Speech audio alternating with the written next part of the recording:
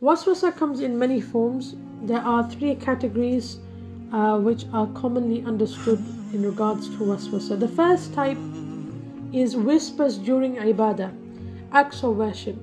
This occurs in salah, and a sign of this may be a person constantly feel their salah was not perfect, or constantly doubting yourself, repeating the prayer again and again and again, trying to seek perfection. The second type is during tahara, purification. A person may feel their wudu is not done correctly, so they will constantly repeat washing their same limb, or they will perform wudu and then a thought will come to them that their wudu is not done correctly, so they will go back and perform wudu again, and this once again is a repetition, and this will often lead to spending a lot of time on just performing wudu and ghusl.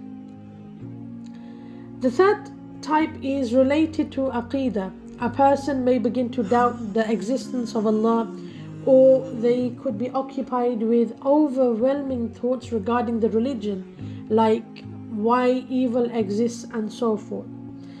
Now, one thing we have to remember is most people experience the occasional waswasa, the odd bad thought, the evil thought.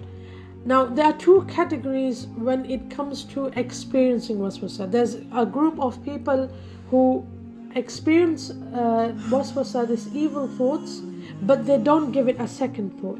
Then there is the second category, and these are people who are often constantly bombarded with excessively overwhelming thoughts, and some of these thoughts, they are not able to stop these thoughts, and as a result it literally takes over their life, making basic things like performing wudu very difficult.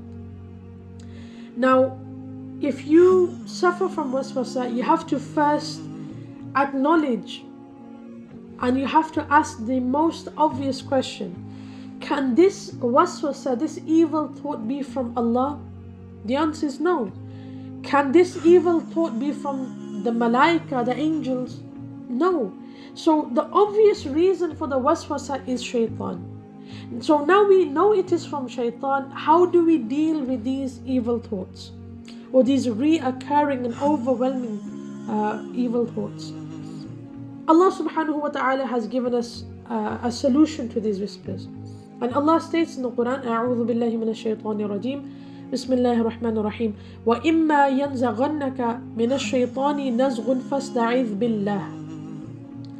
And if there comes to you from shaitan an evil suggestion, then seek refuge in Allah.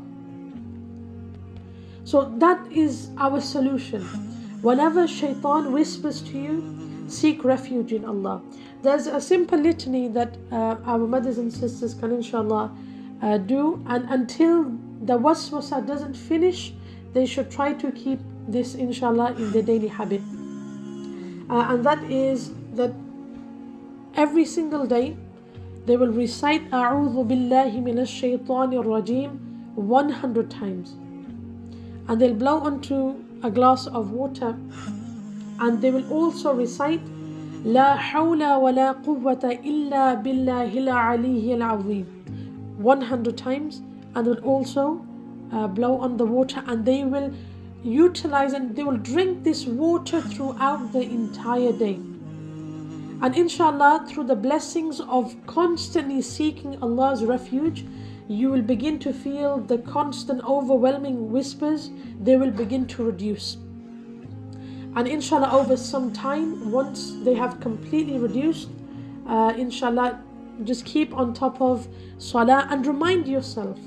The main, of course, there's a litany and many sisters can recite this, but one thing is you have to have the courage and you have to acknowledge that this is from shaitan. The more you feed it, the worse it gets. I pray that Allah subhanahu wa ta'ala protect and give us the ability to acknowledge such whispers from shaitan, and Allah subhanahu wa ta'ala protect our sisters and our mothers from such whispers.